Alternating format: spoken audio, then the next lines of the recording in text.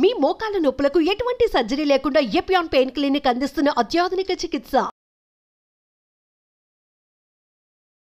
Hello viewers, welcome to Suman TV. ప్రస్తుతం మనతో పాటు ఉన్న డాక్టర్ ప్రణయ్ గారు. సో సార్తో మాట్లాడి హెల్త్ గురించి మరికొన్ని అప్డేట్స్ తెలుసుకుందాం. నమస్తే సార్. నమస్తే సార్, నీ పెయిన్స్ గురించి చూసుకుంటే నార్మల్గా నేను చాలా వరకు విన్నాను ఏంటంటే మన అమ్మమ్మ తాతలు వీళ్ళ కాలంలో ఎక్కువగా నీ పెయిన్స్ వస్తూ ఉండేవి.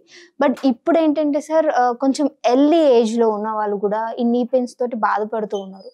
సో దీనికి గల కారణాలు చాలా మందికి తెలిసినా కొన్ని దగ్గర అసలు ఎందుకు వస్తుంది అనే డౌట్ కూడా చాలా మందికి ఉంటుంది, ఎందుకంటే ఎర్లీగా స్టార్ట్ అయ్యే వాళ్ళకి. సో దీని గురించి ఏమైనా ఎక్స్ప్లెయిన్ చేయగలరా సార్? ఈ కాలంలో ఎర్లీగా స్టార్ట్ అయ్యే వాళ్ళకి ఎందుకు వస్తుంది అంటే నార్మల్గా లైఫ్ స్టైల్ ఒకటి చేంజ్ అవటం వల్ల, సో ఎక్సెసివ్ బాడీ వెయిట్ ఉండటం వల్ల, ఇంకోటి వాళ్ళ ఫ్యామిలీలో ఏమన్నా జెనెటిక్స్ ఉండటం వల్ల కూడా అట్లా ఎర్లీ స్టేజెస్లో వస్తూ ఉంటాయి. అదర్వైజ్ ఎన్ని ఇంప్రాపర్ యూజ్ వల్ల, ఎక్కువ క్లైంబింగ్ స్టేర్స్ ఎక్కువ యూజ్ చేయటం వల్ల కానీ, okay. So otherwise any sports injury it will get నీ పెయిన్స్ రెగ్యులర్లీ అట్లా. ఓకే, అంటే స్పోర్ట్స్ ఇంజురీ అంటే చాలా అందరిలో ఎక్కువగా ఉండదు కదా సార్. ఒకవేళ స్పోర్ట్స్ ఇంజురీ అయిన వాళ్ళకి ఎలాంటి పెయిన్స్ ఉంటాయి, అంటే ఎలాంటి ట్రీట్మెంట్ ఉంటుంది వాళ్ళకి కూడా? స్పోర్ట్స్ ఇంజరీ అనేది దాంట్లో చాలా మంది అథ్లెటిక్స్ కానీ ఎవరైనా స్పోర్ట్స్లో పార్టిసిపేట్ చేసే వాళ్ళే కాకుండా రెగ్యులర్గా వీకెండ్ ఆడే వాళ్ళకు కూడా ఈ స్పోర్ట్స్ ఇంజరీ అయ్యే ఛాన్సెస్ ఉంటాయి. ఎందుకంటే డ్యూ టు రాంగ్ టెక్నిక్ వల్ల, ఇంప్రాపర్ మజిల్ స్ట్రెంథనింగ్ లేకపోవటం వల్ల, లేకపోతే ఇంప్రాపర్ గైడెన్స్ లేకపోవటం వల్ల ఇది నీ ఇంజరీస్ అయ్యి నీ పెయిన్ వచ్చే ఛాన్సెస్ ఉంటాయి అట్లా. సో నీ పెయిన్స్ గురించి మాట్లాడుకుంటే సార్, ఎర్లీ స్టేజ్లో వచ్చే వాళ్ళకి అంటే ఫర్దర్ 30 to 35 years వాళ్ళకి, సో ప్రధానంగా వీళ్ళకి కారణాలు ఏమై ఉండొచ్చు సార్? ఈ ఎర్లీ స్టేజెస్లో నీ పెయిన్స్ రావడం వల్ల మోస్ట్ ప్రాబబ్లీ ఎక్కువ రన్నింగ్ చేసే వాళ్ళకి ప్రాపర్ గైడెన్స్ లేకుండా రన్నింగ్ చేయటం, లేకపోతే వాకింగ్లో కానీ మళ్ళీ అదే ప్రీవియస్ రన్నింగ్లో కానీ అన్ఈవెన్ సర్ఫేస్లో నడవటం వల్ల, అండ్ ఎక్కువ ఓవర్ బాడీ వెయిట్ ఉండటం వల్ల, అంటే ఒబిసిటీ ఉన్న వాళ్ళకు కూడా సో నీ పెయిన్స్ వస్తూ ఉంటాయి. అండ్ ప్రాపర్గా లేకుండా అంటే క్లైంబింగ్ స్టేర్స్ ఎక్కి దిగటం అదంతా ఎక్కువ యూస్ చేయటం వల్ల, ఓవర్ యూస్ చేయటం వల్ల కూడా నీ పెయిన్స్ వస్తూ ఉంటాయి. ఓకే, అంటే ఇప్పుడు వీళ్ళు ఎర్లీగా ఇప్పుడు నార్మల్గా 20 to 35 years వాళ్ళు స్పోర్ట్స్ ఆడుతూ ఉంటారు. సో వాళ్ళు ఏంటంటే సార్, చాలా వరకు ఇంజురీస్ అనేవి అవుతాయి.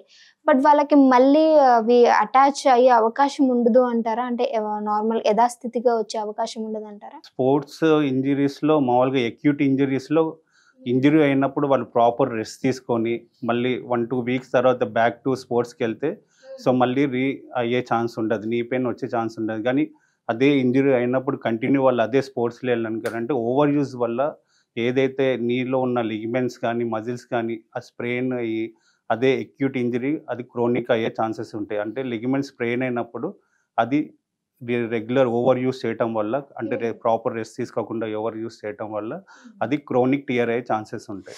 ఓకే. సో దానివల్ల మన నీ పెయిన్ వచ్చే ఛాన్సెస్ ఉంటుంది. ఓకే, ఇప్పుడు మనకి క్యూర్ అయిపోయింది అంటే ఎర్లీ స్టేజ్లో ఇలా అయిన వాళ్ళకి క్యూర్ అయిపోయింది. ఫర్దర్గా వాళ్ళకి ఒక 50 to 55 years వచ్చినప్పుడు ఇది మళ్ళీ పెయిన్ వచ్చే అవకాశం ఉంటుందంటారా? ఎర్లీ స్టేజెస్లో క్యూర్ అవుతుంటే అదే టైంలో మనం ప్రాపర్ క్యూర్ అయిందని అలానే వదిలేయకూడదు. అంటే ప్రాపర్ స్ట్రెంథనింగ్ చేసుకోవాలి, మజిల్ స్ట్రెంథనింగ్ చేసుకోవాలి. అండ్ ఎగ్జాక్ట్ మన బాడీ బిఎంఐ ప్రకారం, బాడీ హైట్ ప్రకారం బాడీ వెయిట్ మెయింటైన్ చేస్తూ ఉండాలి. ఓవర్ వెయిట్ కూడా ఉండకూడదు, హైట్ తగ్గట్టు వెయిట్ ఉండాలి అట్లా. ఓకే. సో ఒకవేళ 50 above వచ్చే వాళ్ళకు కూడా ఫ్యామిలీ హిస్టరీలో ఎవరికైనా ఉన్న జెనెటిక్స్ వల్ల కూడా నీ పెయిన్స్ వచ్చే ఛాన్సెస్ ఉంటాయి అలా. ఓకే, అంటే జెనెటికల్గా కూడా నీ పెయిన్స్ వస్తాయా సార్? యా, దట్ ఈస్ దాన్ని ఆస్టో ఆర్థరైటిస్ అంటారు. ఇంట్లో ఫ్యామిలీలో ఎవరికైనా ఆస్టో ఆర్థరైటిస్ అట్లా ఉన్నా, అలా ఉంటే కూడా మళ్ళీ ఫర్దర్ ఫ్యూచర్లో పిల్లలకి కానీ వాళ్ళకి వచ్చే ఛాన్సెస్ ఉంటాయి.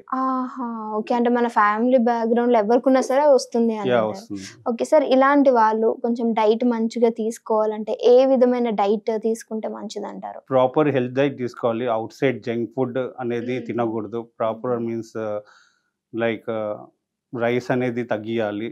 సో ప్రాపర్ డ్రై ఫ్రూట్స్ కానీ ఎవ్రీథింగ్ తీసుకుంటా ఉండి ఒక న్యూట్రిషన్ పెట్టుకొని ఒక కంప్లీట్ న్యూట్రిషన్ డైట్ మెయింటైన్ చేస్తూ ఉండాలి. లైక్ అట్లా కరెక్ట్ ప్రాపర్ వెయిట్ మెయింటైన్ చేసేటట్టు ఉండాలి. అందుకే most of the excessive wait వల్ల అది ఎక్కువ మన హిప్స్ అండ్ నీస్ మీద పడుతుంది. సో నీస్ మీద ఎక్కువ లోడ్ పడటం వల్ల కూడా నీ పెయిన్స్ వచ్చి ఆ నీ అనేది కొద్దిగా 50 above కూడా అరుగుదల అంటారు కదా, సో దానివల్లే వస్తుంది. ఓకే. అంటే సార్ ప్రాపర్ డైట్ అని చెప్పాం మనము.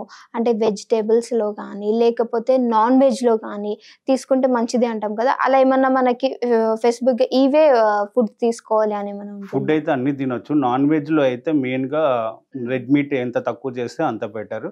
మెయిన్ ఒమేగాకి సంబంధించి ఫిష్ ఫుడ్ గానీ, సీ ఫుడ్ తీసుకుంటే చాలా బెటర్. దాంట్లో ఎందుకంటే ఒమేగా ఫ్యాటీ యాసిడ్స్ ఉంటాయి కాబట్టి it helps knee joint that also. And vitamin D3 కూడా ఉంటుంది కాబట్టి అది కూడా హెల్ప్ చేస్తుంది.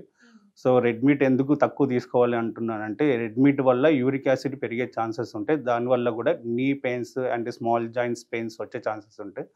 సో రెడ్ మీట్ ఎంత తక్కువ తీసుకుంటే అంత బెటర్ అట్లా.